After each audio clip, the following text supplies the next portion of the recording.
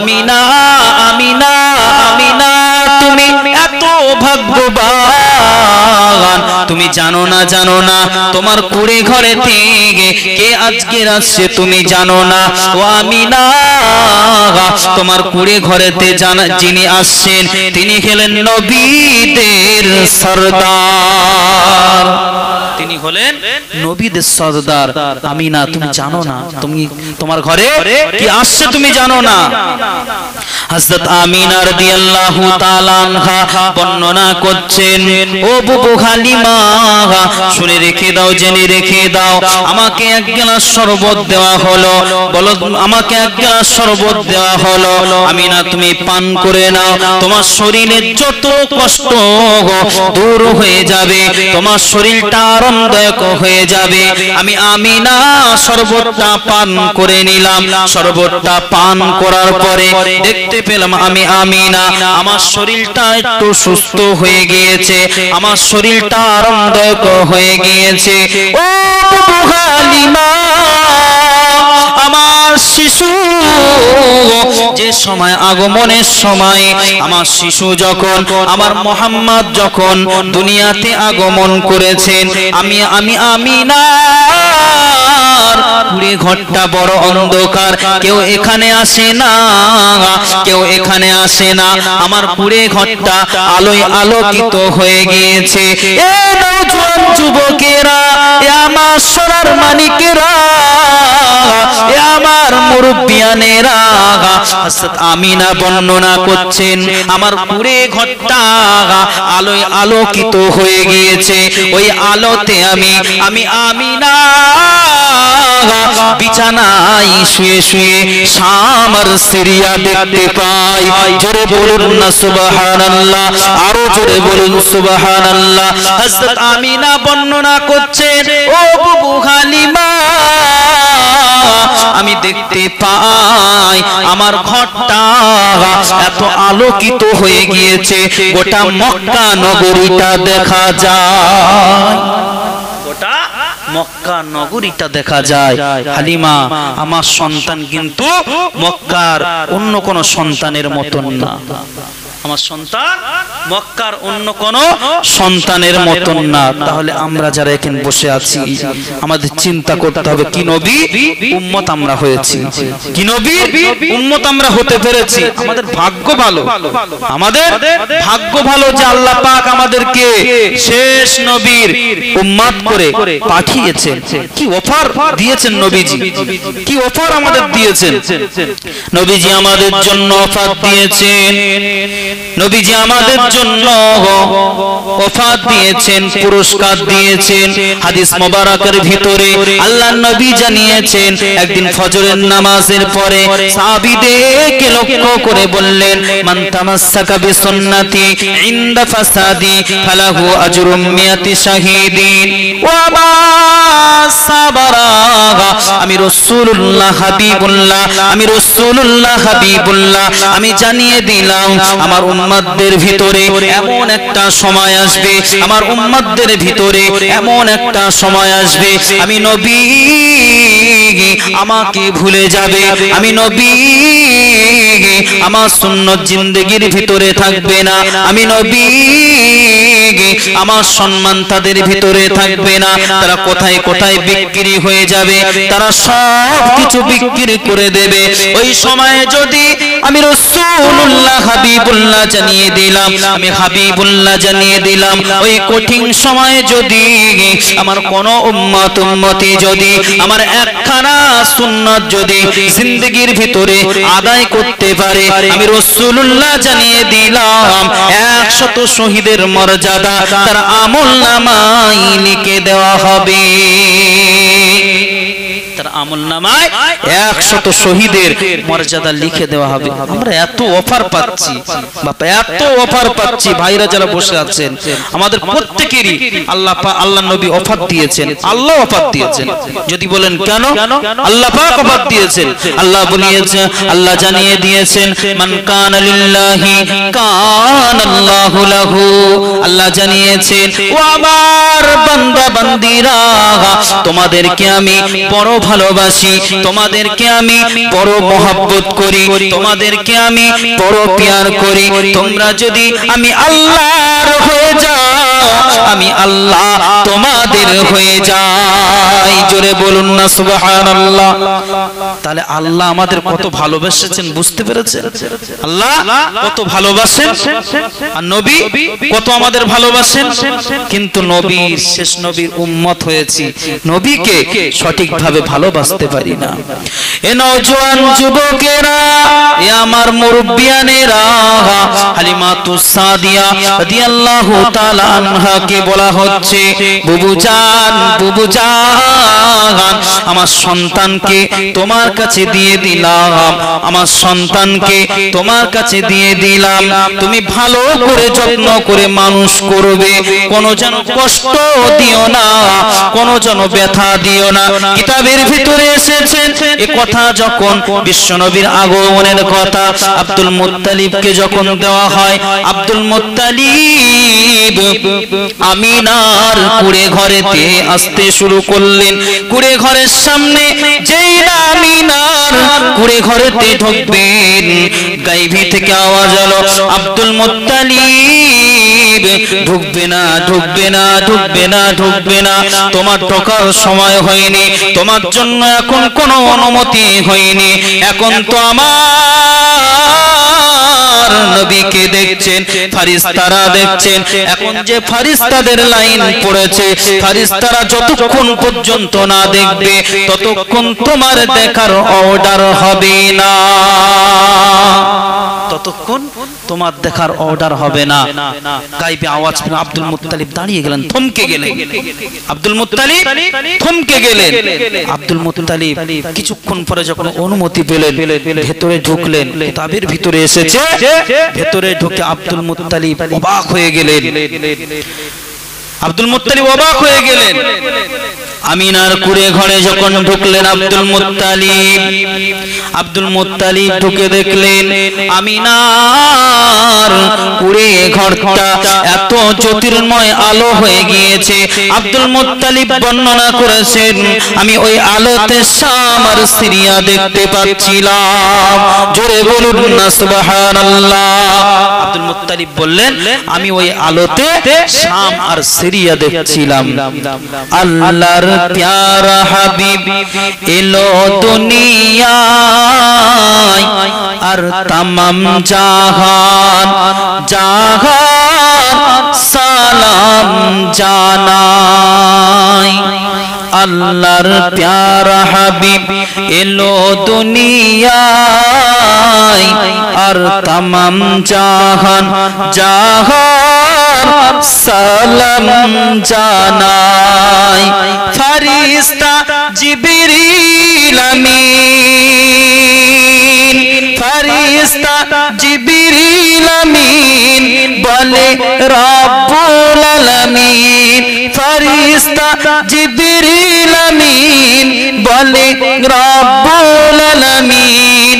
তোমার নবীর নূর দেখিয়া সূর্য যেন কাইমা, আমিনার আঙিনায় নূরের বৃষ্টি ঝরে যায়। কি নবী আমরা পেয়েছি, কি সোনার নবী আমরা পেয়েছি। হযরত হালিমাতুস সাদিয়া রাদিয়াল্লাহু তাআলা আনহা বাড়িতে বাচ্চাকে নিয়ে, শিশু মুহাম্মদকে নিয়ে বাড়ির দিকে যেতে লাগলেন, বাড়ির দিকে যেতে লাগলেন। স্বামী তো অপেক্ষা করছে, স্বামী হারেস অপেক্ষায় আছে, গাদাকে নিয়ে অপেক্ষা করছেন। হালিমা বাচ্চাকে নিয়ে স্বামীর কাছে চলে গেলেন। স্বামীর কাছে যাওয়ার পরে পরে স্বামী দেখে বললেন, ও আমার বিবি সাহেবা, ও আমার বিবি সাহেবা, তোমার শরীরটা বড় রুগ্ন শুকনো ছিল, তোমার চেহারার রংটা ভালো ছিল না, তোমার শরীরের চামড়াটা গুটিয়ে ছিল। হালিমা, ও আমার বিবি সাহেবা, এটা কেমন ভাবে সম্ভব, এটা কেমন ভাবে সম্ভব? হালিমা, তুমি এত সুন্দরী কি করে হলে? জোরে বলুন না সুবহানাল্লাহ। হালিমা, তুমি এত সুন্দরী কি কি করে হলো?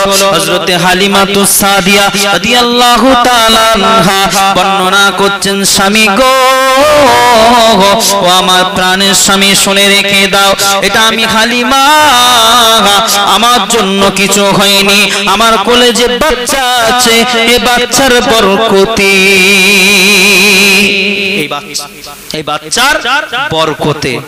স্বামী, এই বাচ্চার অলৌকিক ঘটনা আছে, এই বাচ্চার বরকতে আমি হালিমা, আমার শরীরটা তেজস্বী হয়ে গেছে। আমি হালিমা দুর্বল ছিলাম, 2 দিন 3 দিন খেতে পাইনি, আমি হালিমা সঠিকভাবে ভালোভাবে খেতে পারতাম না, আমার শরীরটা খুবই দুর্বল ছিল। কিন্তু এই বাচ্চাকে স্বামী যখন থেকে আমি হালিমা কোলেতে নিয়েছি তখন থেকে আমার শরীরটা দুর্বল চলে গিয়েছে, আমার শরীরটা সচ্ছল হয়ে গিয়েছে। জোরে বলুন না সুবহানাল্লাহ। আমার শরীরটা সচ্ছল হয়ে গিয়েছে। এ নওজোয়ান যুবকেরা, এ সোনার মানিকেরা, এ আমার মুরব্বিয়ানেরা, হালিমাতুস সাদিয়া রাদিয়াল্লাহু তাআলা আনহা শিশু মুহাম্মদকে নিয়ে বাড়ির দিকে যেতে লাগলেন। কিন্তু গাধাটা এত দুর্বল ছিল, উটনিটা এত দুর্বল ছিল, কিতাবের ভিতরে এসেছে উটনি বা গাধা এত দুর্বল ছিল, হাঁটার ক্ষমতা ছিল না। কিন্তু বিশ্বনবী আগমনেতে বিশ্বনবী যখন ওই গাধার পিঠে বিশ্বনবীকে যখন চাপিয়ে দেওয়া হলো, ওই গাধাটা বিশ্বনবী চাপানোর সাথে সাথে গাধাটা উঠে দাঁড়িয়ে যায়। শুধু দাঁড়িয়ে যায় না, গাধাটা এত তেজস্বী হয়ে যায়, এত শক্তিশালী হয়ে যায়, এত শক্তিশালী হয়ে যায়, গাধাটা চলতে লাগে, গাধাটা চলতে লাগে। মক্কায় আরো কিছু মানুষ বাচ্চাদেরকে লালন পালন করার জন্য নিতে এসেছিল, তারা অনেক আগে চলে গিয়েছিল। হালিমাতুস সাদিয়ার গাধাটা দুর্বল ছিল বলে অনেক পিছিয়ে পড়েছিল। কিন্তু বিশ্বনবী যখন ওই গাধার পিঠে বসে আছেন, ওই গাধাটা এত জোরে ছুটতে লেগেছে, এত জোরে ছুটতে লেগেছে, কিতাবের ভিতরে এসেছেন যে ওই সামনে যে সব গাধাগুলো ছুটে ছুটে যাচ্ছিল, সমস্ত গাধাদেরকে পিছনে ফেলে দিলে, সমস্ত গাধাদেরকে, সমস্ত যারা আরোহণ করে যারা এসেছিল দ্রুত গতিতে, তাদের সব কোড়ারে পেছনে ফেলে দিয়েছেন বিশ্বনবীর বরকতে। বিশ্বনবীর বরকতে সকলে অবাক হয়ে গিয়েছে। হালিমার গাধা খেতে পায়নি, দুর্বল ছিল, রুগ্ন শুকনো ছিল, এত তেজস্বী কি করে হলো? আমাদেরকে সবাইকে ফেলে দিয়ে আগে চলে যাচ্ছে, এটা কেমন ভাবে সম্ভব? এটা কেমন ভাবে সম্ভব? এটা তো নবীর বরকত। জোরে বলুন না সুবহানাল্লাহ। এটা নবীর বরকত। আজ নবী আমাদের জন্য কি কষ্ট না করেছে, আমাদের জন্য কি কষ্ট না করেছে। আর আমরা কি করছি? আমরা দুনিয়ায় এসে কি করছি? ভাইজান যারা আছেন, শুধু জলসা শুনলে হবে না বাপ, জলসা শুনলে হবে না, নবীকে ভালোবাসতে হবে, নবীকে মহব্বত করতে হবে, নবীকে বুঝতে শিখতে হবে, সংসার করতে হবে। কিন্তু আমার নবীকে ভুলে নয়, সংসার করতে হবে কিন্তু আমার আল্লাহকে ভুলে নয়।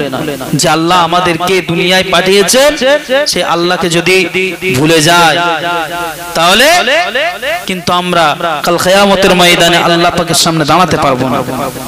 আল্লাহ পাক যখন আমাদের কাছে জবাব চাইবেন, আমরা কিন্তু জবাব দিতে পারবো না। এ নওজোয়ান যুবকেরা, এ সোনার মানিকেরা, এ আমার মুরব্বিয়ানেরা, হালিমাতুস সাদিয়া রাদিয়াল্লাহু তাআলা আনহা বিশ্বনবীকে যখন হালিমা যখন বাড়িতে নিয়ে গেলেন, ওই খেজুর গাছের তলাতে দাঁড়ালেন, খেজুর গাছে মাথায় দিকে দেখলেন গাছের খেজুরগুলো পেকে গিয়েছে, এত পরিমাণ খেজুর হয়েছে, এত পরিমাণ খেজুর হয়েছে। বাড়িতে বাড়িতে আরো যত বকরি ছিল, গাদা ছিল, সকলের দুধ তেজস্বরী হয়ে গিয়েছে, সকলের শরীরটা তেজস্বরী হয়ে গিয়েছে, সকলের দুধ ভরে গিয়েছে। হালিমা স্বামীকে বলছে, ও আমার প্রাণের স্বামী, ও আমার প্রিয় স্বামী, আজ যা কিছু বরকত হয়েছে, আজ যা কিছু আমাদেরকে দিয়েছে, সব কিন্তু এই বাচ্চার জন্য আমরা পেয়েছি। ও আমার স্বামী, সব কিন্তু এই বাচ্চার জন্য পেয়েছি, আর যা কিছু আমাদের বরকত হচ্ছে সব কিছু এই বাচ্চার জন্য পেয়েছি। হালিমাতুস সাদিয়া রাদিয়াল্লাহু তাআলা আনহা বর্ণনা করছেন, ওই শিশু মোহাম্মদ যখন বাড়ির ভিতরে শোয়ানো আছে, আমি হালিমা শুইয়ে দিয়েছি। শিশু মোহাম্মদ যেন আঙুল নিয়ে ইশারা ইশারা করতে থাকে, আঙুলটা ঘোরাতে থাকে। আমি হালিমা আমি অবাক হয়ে গেলাম, এমন তো কোনো বাচ্চা করতে পারে না, এমন তো কোনো বাচ্চা করতে পারবে না, এত ছোট বাচ্চা, এত ছোট বাচ্চা, এটা কেমন ভাবে সম্ভব? আমি হালিমাতুস সাদিয়া আমি ভেতরে গিয়ে দেখলাম মুহাম্মদ আঙুলটা নাড়ায়, মুহাম্মাদের আঙুলটা নড়তে থাকে। আমি হালিমা আমি বাড়ির বাইরে চলে আসলাম, বাড়ির বাইরে এসে দেখি আসমানের চাঁদটা নিয়ে খেলছে। জোরে বলুন না সুবহান। আসমানের চাঁদ নিয়ে খেলছে। আমি হালিমা অবাক হয়ে গিয়েছি, আরো আশ্চর্য হয়ে গেলাম যে মুহাম্মদ এই বাচ্চার জন্য আর যা কিছু আমার বাড়িতে বরকত, যা কিছু আমরা পেয়েছি সবই এই বাচ্চার জন্য। হালিমাতুস সাদিয়া বুঝলেন, কিন্তু আমরা হতভাগা মুমিন মুসলমান আমরা বুঝলাম না। আমরা বুঝেছি? আমরা বুঝিনি। আমরা কিন্তু বুঝতে পারছি না যে নবীর কদর কতটা, নবীর মর্যাদা কতটা। হালিমাতুস সাদিয়া বুঝেছেন, বুঝেছেন হযরতে বেলাল, বুঝেছেন হানজালা, এনারা বুঝেছেন, কিন্তু আমরা সঠিকভাবে বুঝতে পারছি না। এটাই আমাদের কপাল খারাপ। বুঝেছেন ফুরফুরার পীর আবু বকর সিদ্দিক আল কুরাইশি রাহমাতুল্লাহ আলাইহি, বুঝেছেন আমাদের বসিরহাটের আল্লামা রুহুল আমিন রহমাতুল্লাহ, এনারা বুঝেছেন, কিন্তু আমরা বুঝতে পাচ্ছি না, আমরা বুঝতে পাচ্ছি না। আল্লাহ নবী দিন ও দুনিয়ার বাদশাহ হাবিবুল্লাহ মুহাম্মাদুর রাসূলুল্লাহ সাল্লাল্লাহু আলাইহি ওয়াসাল্লাম কে আল্লাহ পাক तमाम পৃথিবীর জন্য রাহমাতাল লিল আলামিন করে পাঠিয়েছেন। শিশু নবী যখন হালিমার ঘরেতে বড় হতে লাগলেন, দুধ ভাই আব্দুল্লাহ একদিন শিশু নবীকে নিয়ে বকরির সাথে সাথে যাচ্ছেন, কিন্তু হালিমার ঘরে যত বকরি আছে বিশ্ব নবীর আগে যাই না, মুহাম্মদ এতিম নবীর আগে যাই না। আব্দুল্লাহ অবাক হয়ে গিয়েছে।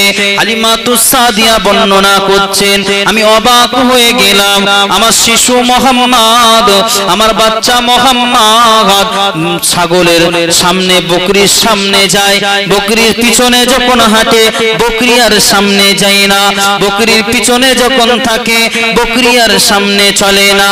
আমার শিশু মুহাম্মদ যখন সামনে চলে যায় বকরি চলতে থাকে। আমার শিশু মুহাম্মদ সামনে যখন পিছনে পড়ছেন বকরি আর আগে যাচ্ছে না। কার সম্মানে? কার সম্মানে? নবীর সম্মানে। ছাগল চিনলো, মানুষ চিনলাম না, এটাই তো আমাদের দুর্ভাগ্য। বনের হরিণী চিনলো, আমরা চিনলাম না, এটাই আমাদের কপাল খারাপ, কপাল খারাপ। পশু পাখিরা চিনেছেন নবীকে, বনের হরিণরা চিনেছেন, বকরি চিনলো, কিন্তু আমরা উম্মত হইয়া চিনিলাম না নবীকে। এটাই আমাদের দুর্ভাগ্যের বিষয়। ভাই বাবজি যারা আছেন, আমাদের চিন্তা করতে হবে আল্লাহর নবীকে ভালোবাসা, আল্লাহর নবীকে মহব্বত করার, আল্লাহর নবীর সুন্নাত গুলো জিন্দেগীর ভিতরে আনার। হযরত হালিমাতুস সাদিয়া রাদিয়াল্লাহু তাআলা আনহা বর্ণনা করছেন, কিতাবের ভিতরে এসেছে, হালিমাতুস সাদিয়া বর্ণনা করেছেন, শিশু মুহাম্মদ যখন বকরি চড়ায়, বকরির সাথে যেতেন, মেঘেরা এসে আমার নবীর গায়ে ছায়া করতেন, আমার নবীর গায়ে ছায়া করতেন। কি নবী আমরা পেয়েছি, বুঝতে পাচ্ছেন? কি নবী আমরা পেয়েছি। হালিমাতুস সাদিয়ার বাড়িতে বরকত, কোনো অভাব নেই, কোনো অনাটন নেই, কোনো দুঃখ নেই। হালিমার ঘরেতে, হালিমা বাড়িতে সকলেই আশেপাশের মানুষ দেখতে এসেছে যে হালিমা তোমার ঘরে এত সুন্দর বাচ্চা তুমি কোথায় পেলে? এরকম বাচ্চা আমরা আগে কোনোদিন দেখিনি। জোরে বলুন না সুবহানাল্লাহ। এরকম বাচ্চা আমরা কোনোদিন আগে দেখিনি। হালিমা এই বাচ্চা পেলে কোথায়? তো আমাদের চিন্তা করতে হবে, আমাদের ভালোবাসতে হবে নবীকে, মহব্বত করতে হবে। নবীর সম্মান করেছিলেন কারা? সাহাবীরা। ওই জন্য তো আল্লাহর নবী জানিয়ে দিয়েছেন, মা আনা আলাইহি ওয়া আসহাবিহি। আল্লাহর নবী জানিয়ে দিয়েছেন, ওয়া মা সাহাবীরা মা আনা আলাইহি ওয়া আসহাবিহি। तमाम উম্মত উম্মতিদেরকে লক্ষ্য করে বললেন, ও আমার উম্মত উম্মতিরা, আমি নবী জানিয়ে দিলাম, আমি হাবিবুল্লাহ জানিয়ে দিলাম, আমি রাসূলুল্লাহ জানিয়ে দিলাম, মা আনা আলাইহি ওয়া আসহাবিহি। আমার সাহাবীদের ভিতরে যে কোনো একটা সাহাবাকে তোমরা অনুসরণ করলে তোমরা জান্নাতি জান্নাতি। যে কোনো একটা সাহাবা। তার মানে এর দ্বারা চিন্তা করতে হবে যে সাহাবারা তাহলে কেমন জীবন গঠন করেছিল। আল্লাহ নবী জানিয়ে দিয়েছেন যে কোনো একটা সাহাবা, তানাকে যদি তোমরা অনুসরণ করে চলতে পারো তোমরা জান্নাতি, বেশক জান্নাতি। তাহলে সাহাবাদের উত্তম চরিত্র ছিল, উত্তম আদর্শ ছিল। আমরা যারা বসে আছি, আল্লাহ নবীকে যখন পাঠানো হয়েছিল, নবীজি কি নিয়ে এসেছিল? নবীজি কি নিয়ে এসেছিলেন? নবীজি হচ্ছে আদর্শ নিয়ে এসেছিলেন। শুধু কি আদর্শ? উত্তম আদর্শ, উত্তম চরিত্র নিয়ে আমাদের জন্য আগমন হয়েছিলেন নবীজি। আর আমাদের জন্য রেখে গেলেন কি? কোরআন। কোরআন কি বললেন? কোরআন, কোরআন আর সুন্নাহ। এই দুটো জিনিস আমাদের জন্য রেখে গিয়েছেন। জোরে বলুন না সুবহানাল্লাহ। এটাই নবীজি আমাদের জন্য রেখে গিয়েছেন। তা নবী সাহাবারা কেমন ভালো বেঁচেছিল, যার কারণে আল্লাহর নবী সাহাবীদেরকে বললেন as-সাহাবী কান-নুজুম। মানে একটা সাহাবা একটা নক্ষত্র। জোরে বলুন সুবহানাল্লাহ। নবীজি সাহাবীদের জন্য এত প্রশংসা করেছেন, এত প্রশংসা করেছেন। আল্লাহর নবী প্রাণ প্রিয় সাহাবা হযরতে সালাবা আনসারী রাদিয়াল্লাহু তাআলা আনহু আর হযরতে সাঈদ রাদিয়াল্লাহু তাআলা আনহু। আল্লাহর নবী একদিন ফজরের নামাজ আদায় করে মসজিদে নববী শরীফে সাহাবীদেরকে নিয়ে বসলেন। ও বাবা সাহাবীরা, বাবা সাহাবীরা, যুদ্ধে যেতে হবে, যুদ্ধ করতে যেতে হবে, এই ইসলামকে কায়েম করতে হবে, এই ইসলামকে প্রচার করতে হবে। আল্লাহ নবী সাহাবীদেরকে লক্ষ্য করে বললেন, ও বাবা সাহাবীরা, যাদের যুদ্ধের নাম লেখা আছে, যারা অংশগ্রহণ করেছো, তৈরি হয়ে যাও, যুদ্ধের প্রস্তুতি নিয়ে নাও। সঙ্গে সঙ্গে হযরতে ওমর রাদিয়াল্লাহু তাআলা আনহু উঠে দাঁড়িয়ে পড়লেন। বললেন ইয়া রাসূলুল্লাহ হাবিবাল্লাহ, ইয়া রাসূলুল্লাহ হাবিবাল্লাহ, বেয়াদবি মাফ করবেন, ক্ষমা করবেন, আমি ওমর একটা কথা বলতে চাই, আমি ওমর আপনার কাছে একটা কথা জানতে চাই। ইয়া রাসূলুল্লাহ হাবিবাল্লাহ, ইয়া রাসূলুল্লাহ হাবিবাল্লাহ, যেসব সাহাবারা যুদ্ধের জন্য অংশগ্রহণ করেছেন, বেশিজন সাহাবার বাড়িতে বৃদ্ধ মা আছে, বেশিজন সাহাবার বাড়িতে ছোট্ট বাচ্চা আছে, বেশিজন সাহাবার বাড়িতে যুবতী, বেশিজন সাহাবার বাড়িতে বেশিজন সাহাবার বাড়িতে বিবাহ করেছেন, নতুন বিবাহ করেছেন, নতুন বিবাহ করেছেন। ইয়া রাসূলুল্লাহ হাবিবাল্লাহ, ইয়া রাসূলুল্লাহ হাবিবাল্লাহ, হুজুর বেয়াদবি মাফ করবেন, হুজুর ক্ষমা করবেন। বাড়িতে তাহলে বাজার করার তো লোক নেই, বাড়িতে তাহলে বাজার কি করার লোক নেই। ইয়া রাসূলুল্লাহ হাবিবাল্লাহ, তাহলে কি বাড়ির মহিলারা কি বাজার করতে যাবে? তাহলে কি বাড়ির মহিলারা বাজার করতে যাবে? কে প্রশ্নটা করলেন? কে? ওমর ফারুক। ওমর ফারুক চেনেন তো আপনারা সবাই? ওমর ফারুক নাম সকলেই শুনেছি, খলিফাতুল মুসলিমিন, যিনি মদিনার গভর্নর ছিলেন, মদিনার বাদশা ছিলেন তাম মদিনা শহরে। তিনি আমাদের মতন এই বাদশা ছিলেন না, আলাদা ধরনের বাদশা ছিলেন। রাত জেগে পাহারা দিতেন কার বাড়িতে কোন গরিব মানুষ খেতে পাচ্ছে না। হযরত ওমর রাদিয়াল্লাহু তাআলা খুঁজে খুঁজে দেখতেন কর্মচারীরা সঠিকভাবে বাড়িতে মাল পৌঁছে দিচ্ছে কিনা, সঠিকভাবে রাষ্ট্রের কাজ করছে কিনা। ওমর ফারুক রাদিয়াল্লাহু তাআলা দেখে দেখে রাতে অন্ধকারে ঘুরে ঘুরে দেখতেন। সেই ওমর প্রশ্ন করছেন বিশ্ব নবীকে, এ নওজোয়ান যুবকেরা, এ আমার তরুণেরা, এ আমার আব্বা জানেরা, আল্লাহ নবী দিন ও দুনিয়ার বাদশা হাবিবুল্লাহ হুজুর জনাবে মুহাম্মদুর রাসূলুল্লাহ সাল্লাল্লাহু আলাইহি ওয়াসাল্লাম ওমরকে বললেন, ও বাবা ওমর, ও আমার সাহাবা ওমর, না না না না না না, মহিলারা কেন বাজার করতে যাবে? মহিলারা কেন বাজার করতে যাবে? মহিলাদের তো বাজার করার আমি আদেশ দেইনি, মহিলাদের তো আদেশ দেইনি। ও বাবা ওমর, মহিলারা বাজার করতে যাবে না। যেসব সাহাবায়ে কেরামরা যুদ্ধে যাবে না, যেসব সাহাবায়ে কেরামরা যুদ্ধে অংশগ্রহণ নেয়নি, ওসব সাহাবারা, যেসব সাহাবারা যুদ্ধে চলে যাবে, যেসব সাহাবারা ইসলামের জন্য, দ্বীনের জন্য যুদ্ধ করবেন, আর যারা যুদ্ধ করবেন না, যারা যুদ্ধ করবেন তাদের বাড়ির দায়িত্ব এই সব সাহাবারা নিয়ে নেবে। জোরে বলুন না কেন ওমর? ও বাবা ওমর, কেন তুমি কি কথা বললে? মহিলারা কেন বাজারে যাবে না? আমি রাসূলুল্লাহ এই আদেশ কখনোই দিতে পারি না। আজ কি আমাদের সমাজে মহিলারা বাজার করছে না? করছে না? জি করছে না? করছে না?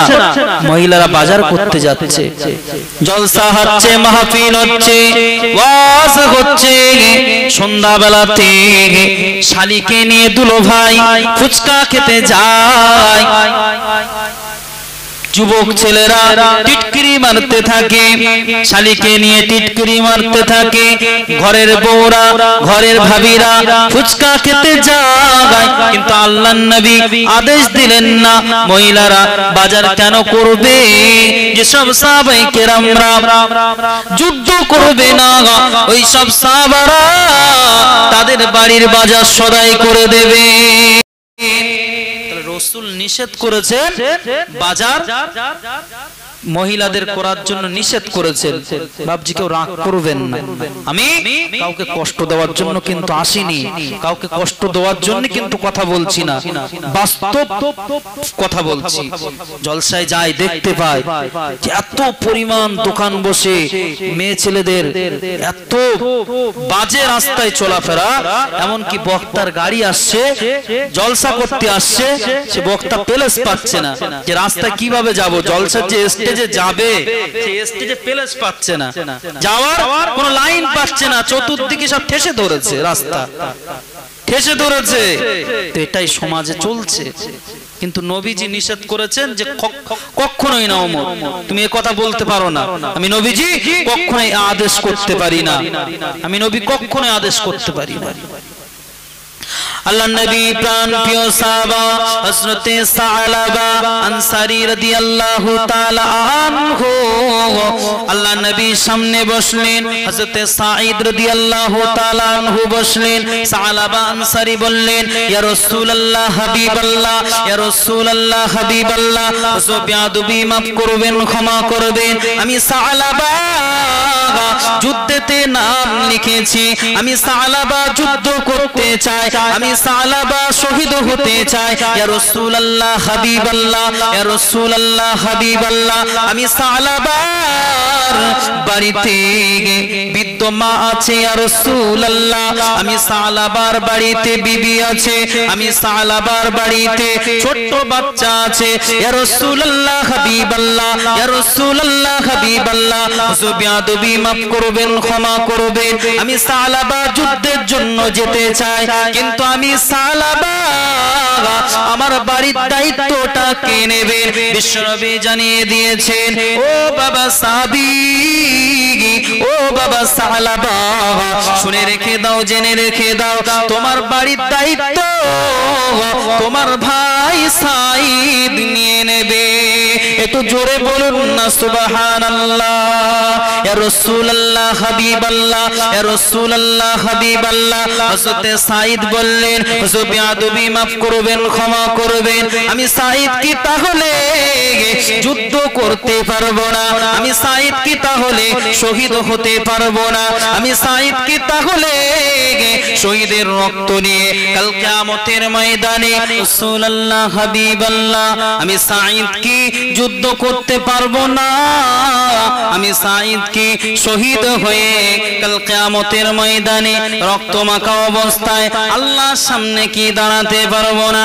বিশ্বনবী জানিয়ে দিলেন, ও বাবা সাঈদ, বাবা শুনে রেখে দাও, জেনে রেখে দাও, আমার যেসব সাহাবারা যুদ্ধে অংশগ্রহণ করেছে, যারা যুদ্ধ করতে যাবে আর যারা যুদ্ধ করতে যাবে না, এই যুদ্ধওয়ালাদের বাড়িতে গিয়ে পাহারা দেবে, একই সমান শহীদের মর্যাদা তাদের পাবে, তারা একই মর্যাদা পাবে, তারাও শহীদের মর্যাদা পাবে। বাবা সাঈদ, তুমি চিন্তা করো না, তুমি যুদ্ধে যাবে না, তারপরেও তুমি শহীদের মর্যাদা আল্লাহ পাক দিয়ে দেবেন। যেসব সাহাবারা পাহারা দেবেন, পাহারা দেবেন, আল্লাহ নবী প্রাণ প্রিয় সাহাবা হযরতে সালাবা আনসারী রাদিয়াল্লাহু তাআলা আনহু সাঈদকে লক্ষ্য করে বললেন, ভাই সাঈদ, তুমি শুনে রেখে দাও, জেনে রেখে দাও, আমার বাড়ির দায়িত্ব তোমার কাছে দিয়ে দিলাম।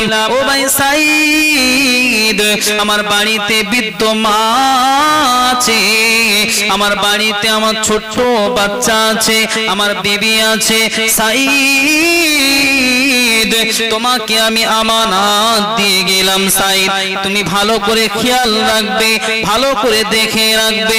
আল্লাহর নবী প্রাণ প্রিয় সাহাবা হযরতে সালাবা আনসারী রাদিয়াল্লাহু তাআলা আনহু যুদ্ধের জন্য চলে গেলেন, সাহাবারা যুদ্ধের জন্য চলে গেলেন, নবীজি দায়িত্ব দিয়ে আল্লাহর নবীও যুদ্ধের জন্য চলে গেলেন।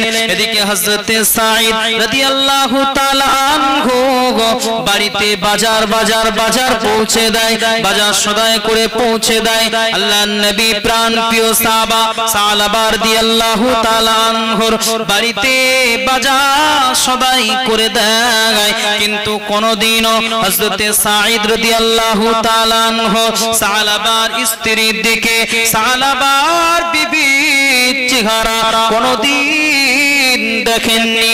একদিন নয়, দুদিন নয়, তিন দিন নয়, চার দিন নয়, এক মাস মাস পার হয়ে গিয়েছে। হযরতে সাঈদ একদিন 30 দিনের মাথায় 1 মাস পার হওয়ার পরে সাঈদ একদিন বাজার সদাই করে নিয়ে যাচ্ছেন। ইবলিস শয়তান ইবলিস শয়তান ইবলিস শয়তান আমাদের ভিতরেও চলে, আমাদের ভিতরেও দাগা দেয়, সাহাবীদেরকেও দাগা দিয়েছে, আমাদেরকেও দাগা দেয়। ওই ইবলিস শয়তান বলতে থাকে, এ ভাই সাঈদ, তুমি যার বাড়িতে বাজার সদাই করে দিয়ে আসছো, দীর্ঘ 1 মাস ধরে দিয়ে আসছো, বাবা সাঈদ, ও ভাই সাঈদ, তুমি কি জানো ওই সালাবার বিবিটা, ওই সালাবার স্ত্রীটা কত সুন্দর, কত রমণী। সাঈদ, তুমি একবার দেখার চেষ্টা করো, একবার তুমি দেখো, তোমার প্রাণ জুড়িয়ে যাবে। সাঈদ রাদিয়াল্লাহু তাআলা আনহু বর্ণনা কিতাবের ভিতরে বর্ণনা করছেন। সাঈদ রাদিয়াল্লাহু তাআলা আনহু বললেন, না না না না, এটা আমার দ্বারাই সম্ভব না, এটা আমার দ্বারাই হতে পারে না, আমি কখনোই আমার ভাইয়ের আমানতকে খিয়ানত করতে পারি না।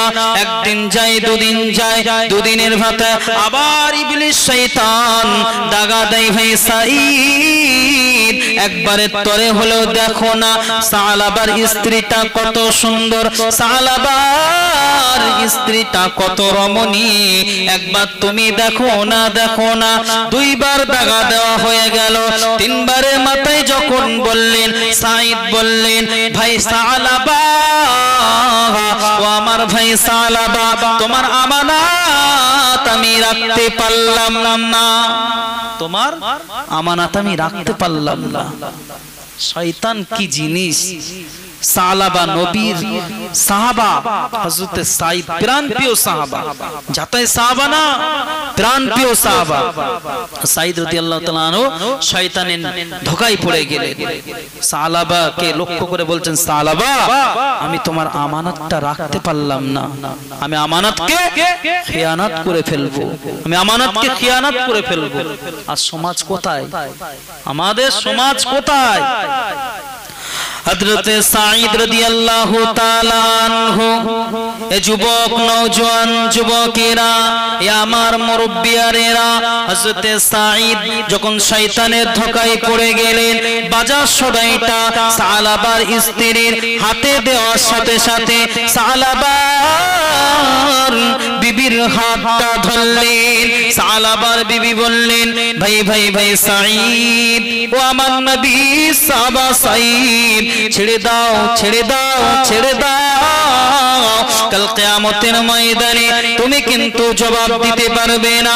ভাই সাঈদ, দীর্ঘ 1 মাস ধরে তুমি আমার বাড়িতে বাজার নিয়ে এসেছো, তুমি আমার বাড়িতে বাজার সদাই নিয়ে এসেছো, কিন্তু কোনদিন তোমার চেহারাটা এত খারাপ, এত জঘন্য আমি দেখিনি, আমি কোনদিন তোমার এত খারাপ চেহারা দেখিনি। অন্য দিন তুমি উপর থেকে বাজারটা ছেড়ে দাও, আমি সালাবার বিবি, আমি বাজারটা ধরে নেই।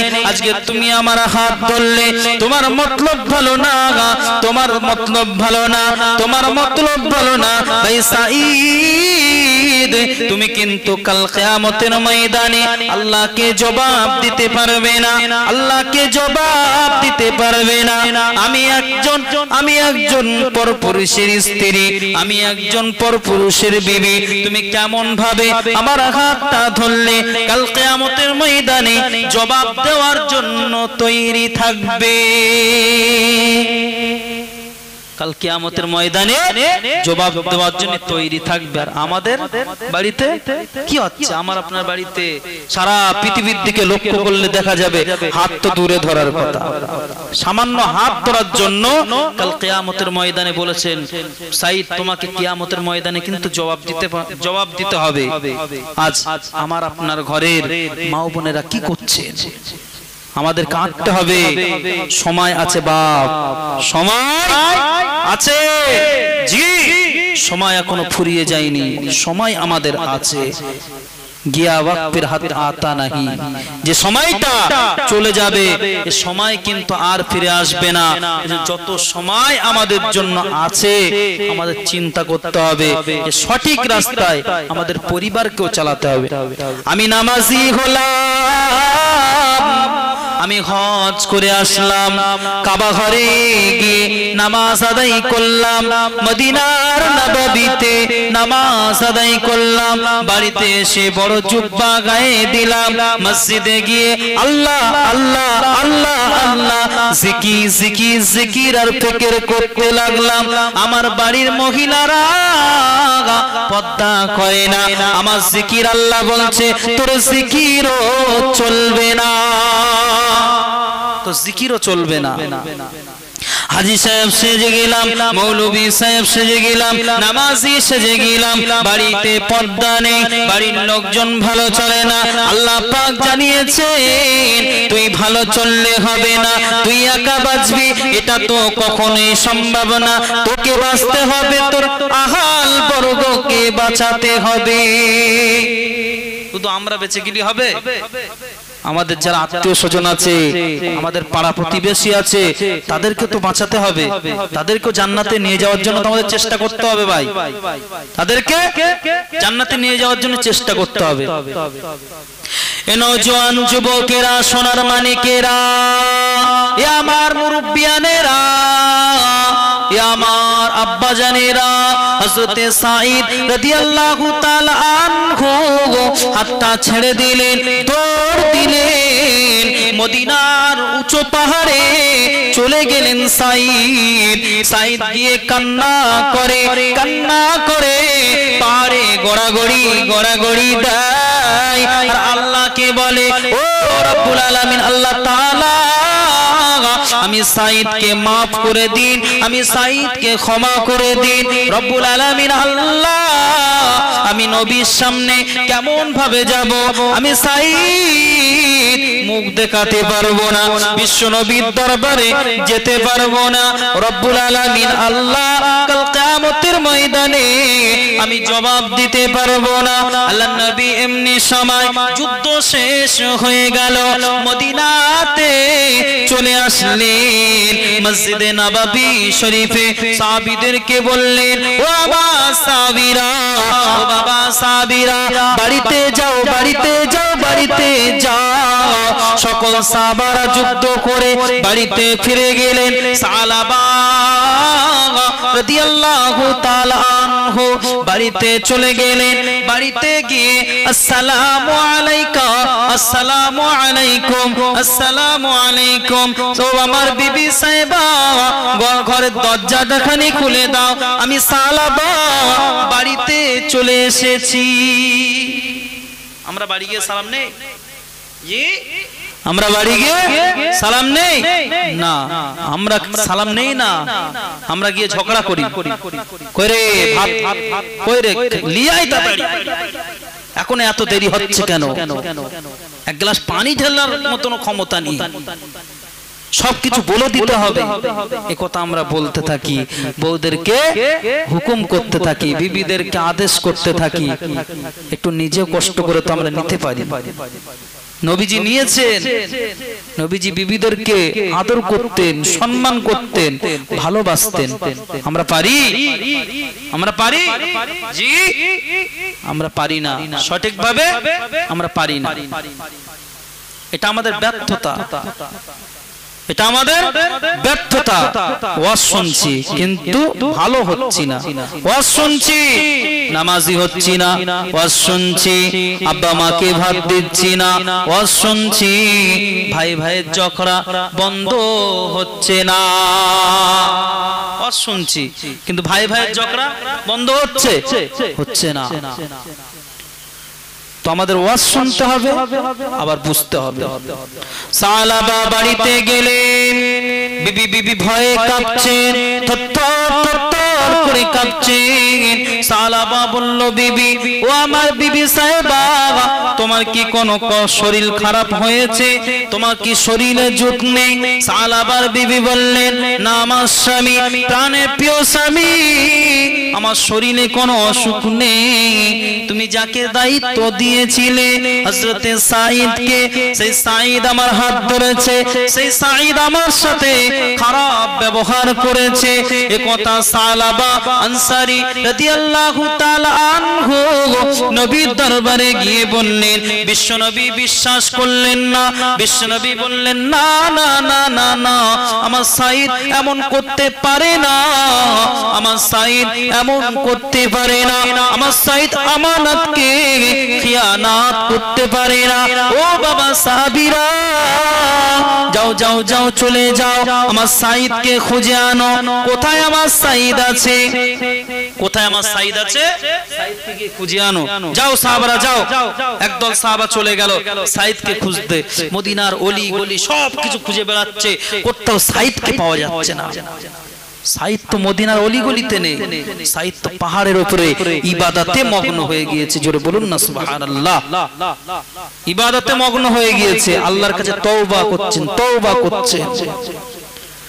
মদিনার সাহাবীরা সাঈদ রাদিয়াল্লাহু তাআলা আনহুকে খুঁজতে খুঁজতে খুঁজতে খুঁজতে খুঁজতে খুঁজতে এত কষ্ট তাদের হয়ে গিয়েছে। একটা রাখালকে দেখতে পেলেন, একটা রাখালকে দেখতে পেলেন। সেই রাখালকে যখন জিজ্ঞাসা করা হলো, রাখালটা বললেন, ভাই সাহাবারা, ও আমার নবী সাহাবারা, শুনে রেখে দাও, জেনে রেখে দাও, তোমরা যার খোঁজে এসেছো সে ওই পাহাড়ের উপরে কান্নাকাটি করে আর আল্লাহর কাছে দোয়া করতে থাকে। আল্লাহ, কাল কিয়ামতের ময়দানে জাহান্নামের আগুন এত কঠিন, এত কষ্টদায়ক, আল্লাহ আমি সহ্য করতে পারবো না। আর নবীর সামনে কেমন ভাবে আমি সাঈদ মুখ দেখাবো? আল্লাহর কাছে শুধু এই দোয়াই করতে থাকে। সাহাবারা খুঁজতে খুঁজতে খুঁজতে খুঁজতে পাহাড়ের উপরেতে চলে গেলেন। সাঈদকে দেখলেন, সাঈদ এত ইবাদত করছে আর এত কান্নাকাটি করছে, এত তওবা তিলা করছে, আর নবীর সামনে কিভাবে যাব, কিভাবে যাব? সাহাবারা লক্ষ্য করে বললেন, ও আমার ভাই সাঈদ, ও আমার নবী সাহাবে সাঈদ, সাঈদ তুমি চলো, বিশ্বনবী তোমাকে ডাক দিয়েছে, বিশ্বনবী তোমাকে ডেকেছেন, ভাই সাঈদ চলো।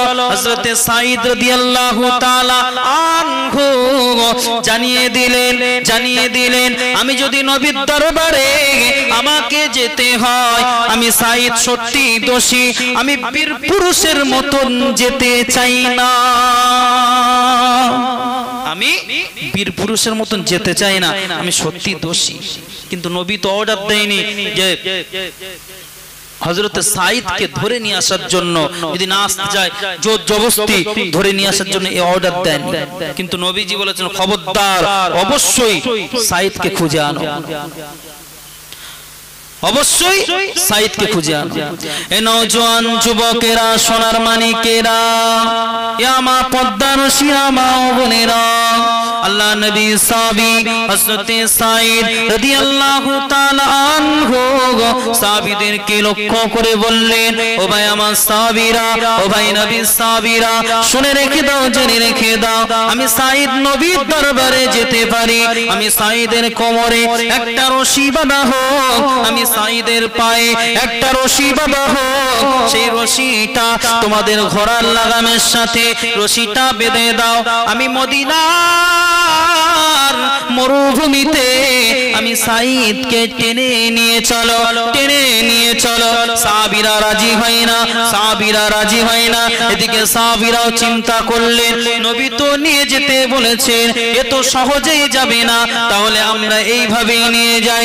হযরতে সাঈদ রাদিয়াল্লাহু তাআলা আনহুকে এমন ভাবে টেনে টেনে টেনে টেনে নিয়ে যাওয়া হচ্ছে।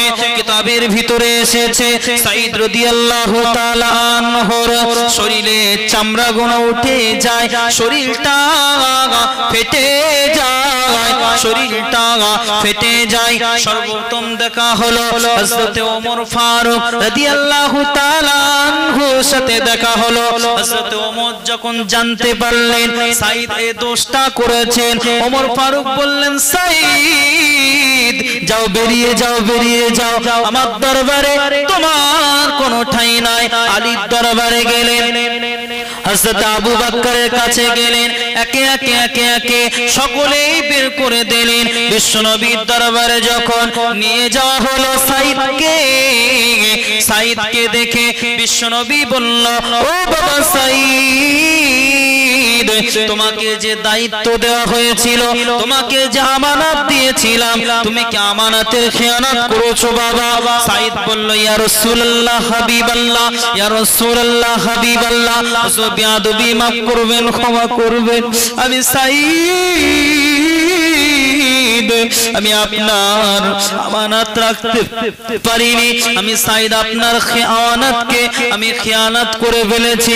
ইয়া রাসূলুল্লাহ হাবিবাল্লাহ, ইয়া রাসূলুল্লাহ হাবিবাল্লাহ, আমি সাঈদ, আমাকে maaf করে দিন। ইয়া রাসূলুল্লাহ হাবিবাল্লাহ, আল্লাহর কাছে দোয়া আমার জন্য চেয়ে নিন। ইয়া রাসূলুল্লাহ হাবিবাল্লাহ, আপনি একটু বলুন আল্লাহ যাতে আমাকে ক্ষমা করে দেয়। এই কথা শুনে বিশ্বনবী বললেন, ও আমার সাঈদ, যাও যাও, বেরিয়ে যাও, বেরিয়ে যাও, তোমার এখানে ঠাঁই হবে না। আমি বিশ্বনবী তোমাকে আর ভালোবাসতে পারি না। এদিকে সাঈদের বিবি চলে আসলেন। বিবি এসে বলল, স্বামী গো, আমার স্বামী, তুমি এত জঘন্য, জানি না, জানি না, তুমি এত খারাপ, তুমি এত খারাপ, তুমি এত জঘন্য, আমি জানি না। তোমার জন্য রাসূলুল্লাহ খুশি, তোমার জন্য যদি রাসূল খুশি হয়, আমি তোমাকে স্বামী বলে মেনে নিতে পারি না, আমি তোমাকে স্বামী বলে মেনে নিতে পারি না, কখনোই না। জি, এটা কখনোই সম্ভব না। রাসূল তোমার প্রতি অখুশি, আমি তোমার বিবি হয়েছে, অনেকদিন সংসার করেছি, তারপরেও আমি তোমাকে মেনে নিতে পারছি না। আজ থেকে তোমার সঙ্গে আমার কোনো সম্পর্ক নেই, যাও, বেরিয়ে যাও। হযরত সাঈদ রাদিয়াল্লাহু তাআলা আনহুর ছোট বাচ্চা ছিল, বাচ্চাটা ডাক দিয়ে বলে, আব্বা জান, ও আমার আব্বা জান, আব্বা জান, তুমি এত জঘন্য, তুমি এত খারাপ আব্বা, তুমি এত জঘন্য আব্বা, আমি জানতাম না আব্বা জান তুমি এত খারাপ কাজ করতে পারো, তুমি রাসূলের আমানতকে খিয়ানত করেছো। আব্বা জান, রাসূল তোমার প্রতি রাজি নয়, রাসূল তোমার প্রতি অখুশি হয়ে গিয়েছে। আমি ছোট্ট বাচ্চা খানতানা, আমি ছোট্ট বাচ্চা খানতানা, আমি তোমাকে আব্বা বলে মেনে নিতে পারবো না। একটু জোরে বলুন না সুবহানাল্লাহ। আমি খানতানা, ছোট্ট বাচ্চা, ছোট্ট বাচ্চা। কিছু বাচ্চা যেমন বসে আছে, ঠিক এমন ছোট্ট বাচ্চা খানতানা বলছে, আব্বা জান আমি তোমাকে মেনে নিতে পারি না, বিশ্বনবী তোমাকে ভালোবাসিনি, বিশ্বনবী তোমার প্রতি অরাজি, অখুশি, আমি তোমাকে ভালোবাসতে পারি না, যাও, দূর হয়ে যাও, তোমার মতন আব্বার দরকার নেই। আমাদের সন্তানই বলবে, যতই খারাপ কাজ করে আসি না কেন, আব্বা আব্বাই, বাপ বাপ বাপ, যতই খারাপ কাজ করুক না কেন, আব্বা আমার ভালো, আব্বা আমার ভালো। কিন্তু ছোট্ট বাচ্চা, নবী অসম্মান হয়ে, নবী অসম্মান করেছে নবীকে, তার জন্য ছোট্ট বাচ্চাও বলছে, আব্বা তোমাকে আমি আর ভালোবাসি না, চলে যাও। চলে গেলেন জঙ্গলে। কোথায়? জঙ্গলে, আল্লাহর কাছে তওবা করার জন্য জঙ্গলে চলে গেলেন। এদিকে জিবরিল আমিন আলাইহিস সালাতু ওয়াস সালাম, এ নওজোয়ান যুবকেরা, এ আমার তরুণেরা, এ আমার মুরব্বিয়ানেরা, পদ্মানসীনা বোনেরা, আল্লাহর নবী কাছে জিবরিল আমিন ওহী নিয়ে আসলেন। ইয়া রাসূলুল্লাহ হাবিবাল্লাহ, ইয়া রাসূলুল্লাহ হাবিবাল্লাহ, বেয়াদবি মাফ করবেন, ক্ষমা করবেন, আল্লাহ পাক বলেছেন কেমন ভাবে আপনি সাঈদকে পাঠিয়ে দিয়েছেন, সাঈদকে দূরে সরিয়ে দিয়েছেন, কেমন ভাবে সরিয়ে দিয়েছেন। না না না না না না না ইয়া রাসূলুল্লাহ হাবিবাল্লাহ, আপনি সাঈদকে দূরে ফেলতে পারেন না, সাঈদের উপরে তো আল্লাহ রাজি হয়ে গিয়েছে।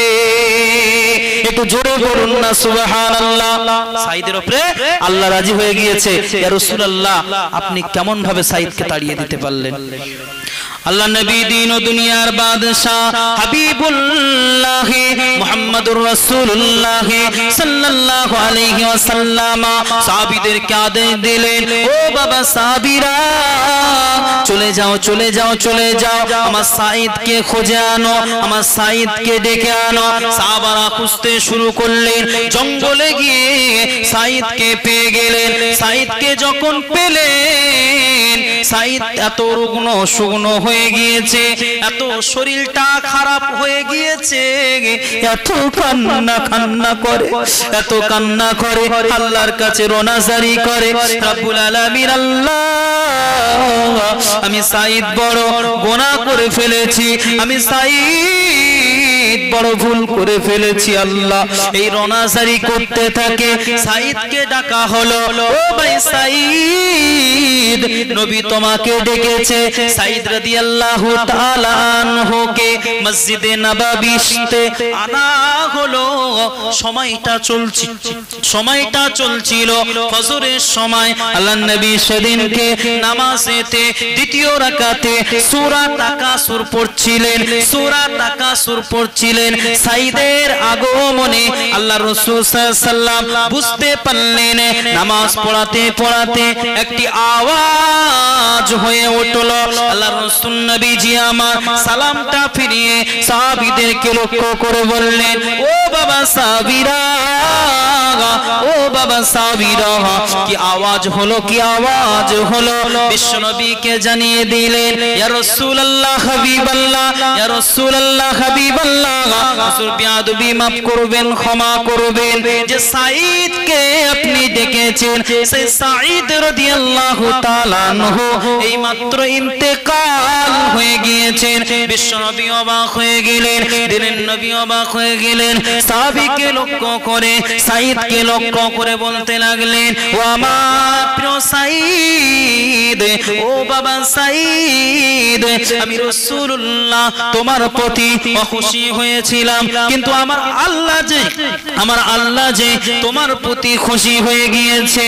ও আমার সাঈদ, তুমি আমাকে ক্ষমা করে দেবে, আমাকে maaf করে দেবে।